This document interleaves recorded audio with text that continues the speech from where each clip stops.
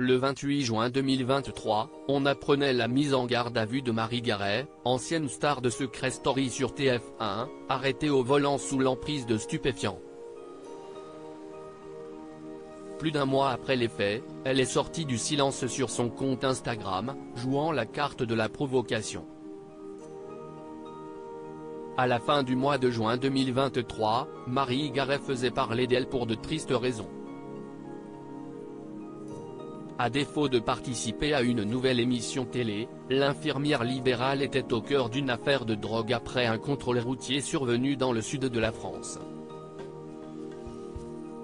Ce sont nos confrères du Midi Libre qui avaient partagé l'information. Aux alentours de 17 h, l'ancienne star de Secret Story, jeu auquel elle avait participé en 2011 sur TF1, sortait du cabinet de son avocat et avait attiré l'attention des forces de l'ordre à cause d'un comportement suspect.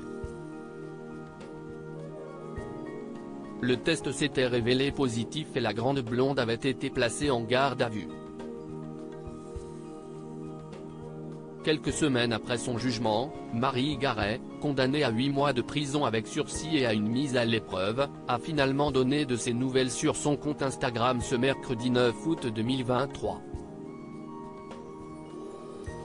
Uniquement unique, différemment différente, spécialement spéciale, socialement associable, incroyablement incroyable et j'en passe.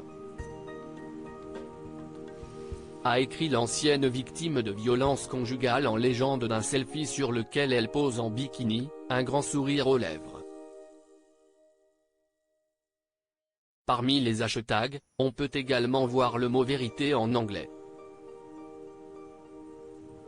Et de conclure, j'assume, si est-il essentiel. Une surprenante publication après sa récente condamnation, à laquelle les internautes n'ont pas pu réagir publiquement. Et pour cause, la principale intéressée ayant enlevé la possibilité de commenter sur son compte. Un butin de 10 grammes de cocaïne et d'ecstasy découvert chez elle durant sa garde à vue, l'ancienne star du petit écran et ex-compagne de Geoffrey avait avoué avoir consommé de la cocaïne. Mais ce n'était pas tout. Au cours d'une perquisition à son domicile, la police avait découvert un butin de 10 grammes de cocaïne et d'ecstasy.